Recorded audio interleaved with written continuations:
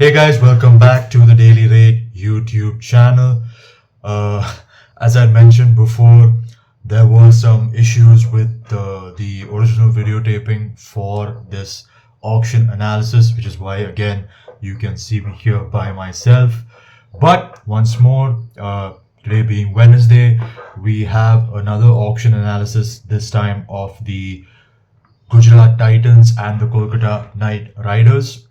Once again, due to my lack of cricket expertise, I have my good friend Mr. Archit BM here to help me out with the analysis of the retentions, the possible RTMs, and the potential targets for these two teams. Uh, well, I don't think there's anything more to say about what this video is all about. We are about what Thursday, Fridays, 3 days away from the IPL auction scheduled to take place in Jeddah, Saudi Arabia. Hopefully, you guys enjoy this video, and if you are fans of GT or KKR, you get some insight about how your teams are going to go about the auction. So, roll the clip. Taking a look at our third team on the list, it is the Gujarat Titans. Gujarat Titans came in with a bang in their first IPL season. Uh, Won it with Hardik Pandya. Of course, now Hardik Pandya is not there, which is a whole other story in and of itself. But looking at the money that they have spent, about 51 crores, which gives them a purse remaining of 69. But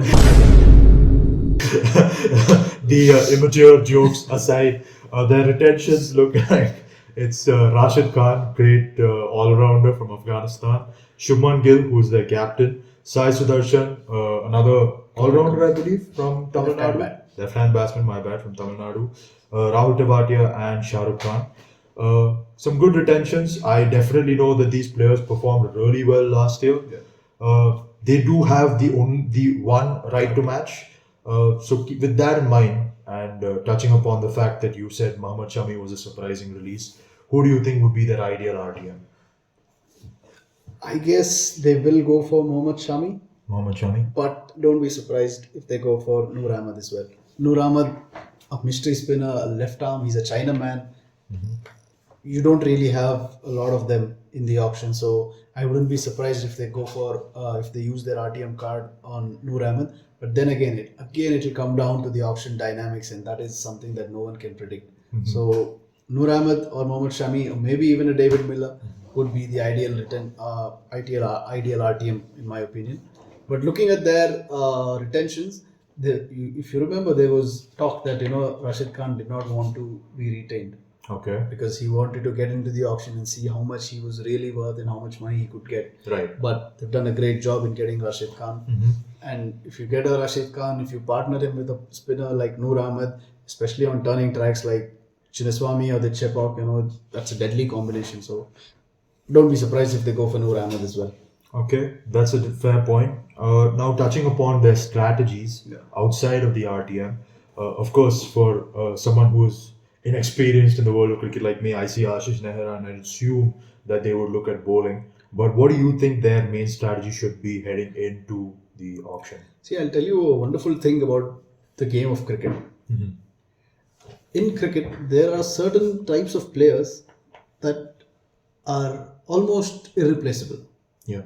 There is no way in the world that you can replace that kind of player. Okay. And one of the players was Hardik Pandya. That's true. But they let go of him.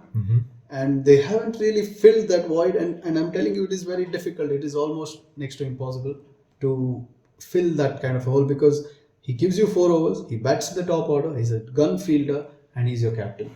Yep. Tell me anyone who does that. I'll wait. Okay. Wrong person to ask, but that should just tell you how much, how important Hardik Pandya is as a player.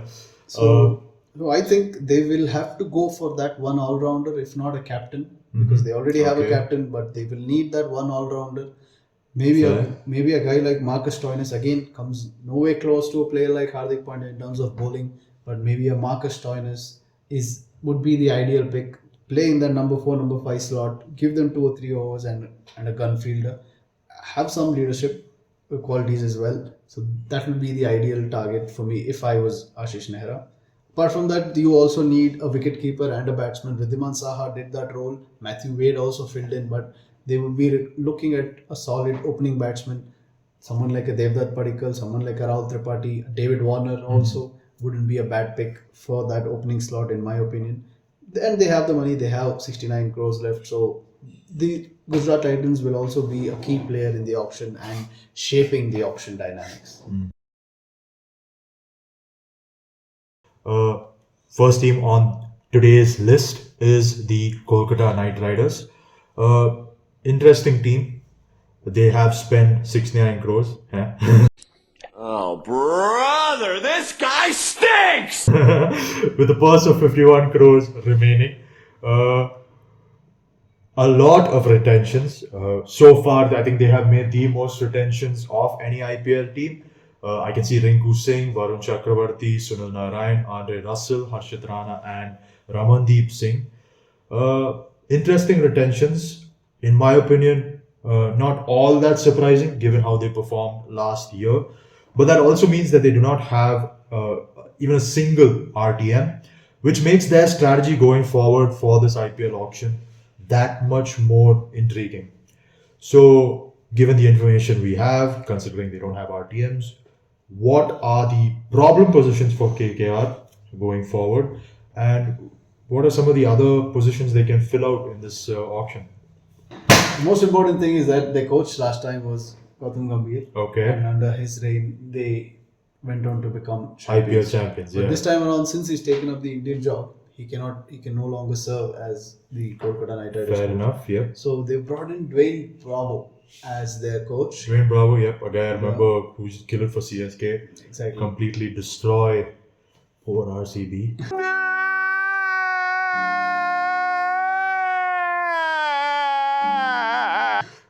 But yeah. So again, there will be a change in approach, a change in the way they play, a change in the overall identity of how they will go about their business this season round, or for the next 3 seasons at least. So that will be very interesting. The one thing out of these retentions that surprised me the most was the absence of the name of Venkatesh Iyer. He had a killer season last time. I guess he was the second highest run scorer.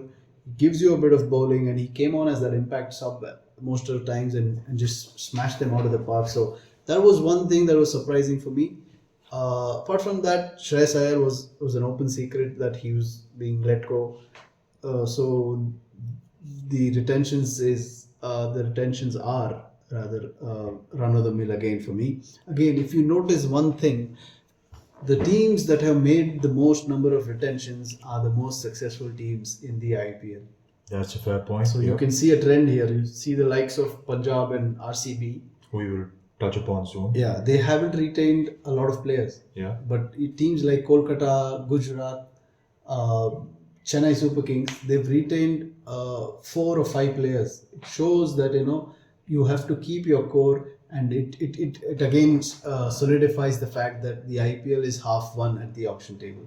That's So true. you have to do well at the auction in order to win the IPL or even do well in the IPL, and this is a prime example of it. Coming to their Potential strategy. targets. Yeah. I guess they will go for Phil Salt once again. Mm-hmm. Mitchell Stark also has been let go. All right. Don't be surprised if they go for him again. He's a big match player. He will deliver when you absolutely require it. So that will be another strong buy, in my opinion, for the Kolkata Knight Riders. Mm-hmm. They will obviously need an opening batsman to pair with Sunil Narayan. Last year it was Phil Salt. Don't be surprised if they go for someone like a Harry Brook or even a David Warner for that matter. Okay. David Warner and Sunil Narayan. What a combination Yeah, that would be. that would be quite interesting. Yeah. A little past their expiration date, in my opinion, but definitely interesting combination. For the fans, for the nostalgia. People have been saying the same thing about Sunil Narayan for the last 2 years. Yeah, that's last a 3 fair years. point. He always. And he won the most valuable player last season. Yep, that's true. So, that's very true. Age Anything can is happen. just a number. Anything can happen. Yeah. But yeah, so we have touched upon the potential players that they have had in the past that they could go back in for. Are there any other players that you think would match up well with their retentions? who haven't perhaps played for the Kolkata Knight Riders before? Again, a player like Harry Brook, in my opinion, is someone they would like to go after. Player like maybe a Mayank Agarwal, because they need that opening slot. Yep, like you mentioned. Since they have a Sunil Narayan already, Mayank Agarwal can play at number 3 as well, so that would be a solid buy. Right. Maybe David Miller also to pair up with Andre Russell and Rinku Singh to finish innings. That would be fair enough. It would be explosive, to say the least. To say the least. Maybe even a Devin Conway wouldn't be surprising for me because that will fill their wicketkeeper spot as well. So that is how I see them going. They will go for a strong opening batsman, a strong middle order player. They have good finishers, and they will obviously go for gun fast bowlers, in my opinion. Okay, and like you were saying, there are patterns we can see here, and finding a similar pattern between the Delhi Daredevils and the Kolkata Knight Riders is the obvious lack of a captain. Shreyas Iyer, once again, like Rishabh Pant, open secret, wanted to leave KKR. You had mentioned that he would probably be heading the other way to Delhi to captain them. With that in mind, who are the potential captain options for KKR? That is again a tricky question and a tricky one. I mean, we obviously know the obvious ones, like they will potentially go after the likes of KL Rahul and Rishabh Pant. But they do not have enough. That is true. They do not have enough purse. And with that in mind, are there any players in the auction you feel have that captain quality to them that would be a great asset for KKR? One of them would be David Warner. David Warner, 100%, yes. His experience, because of the types of batsmen in the auction, I don't think there will be a chance for him to go for big bucks, and is someone whom Kolkata can target. All right. Andre Russell is a captain option, in my opinion, for them. They've retained him. Since he's a Knight Rider for as long as I think it's pretty much been his life, right? Apart from 1-2 seasons where he played for Delhi Daredevils. Okay. So maybe a Faf du Plessis also. Yep. You never know, but that would be an interesting pickup. Glenn Maxwell. Glenn Maxwell also, even though I think he did captain Punjab for a while, so he would be a great Mayank Agarwal also captained Punjab for a while, and he's been a captain for quite some time in the local circuit. Again, that is where the auction dynamics comes into play, and I've been stressing on this word, the auction dynamics, because it is a thing of beauty, in my opinion. So you never know who's going to come up at what time. I think, in my opinion, Andre Russell is their captain. Okay. Yeah. So that is KKR done and dusted with. Some interesting choices they have there, some great retentions that basically make their team, again, IPL contenders once more. Moving on to the next team. So guys, another abrupt ending to the video. Once again, I apologize for my lack of planning with this one.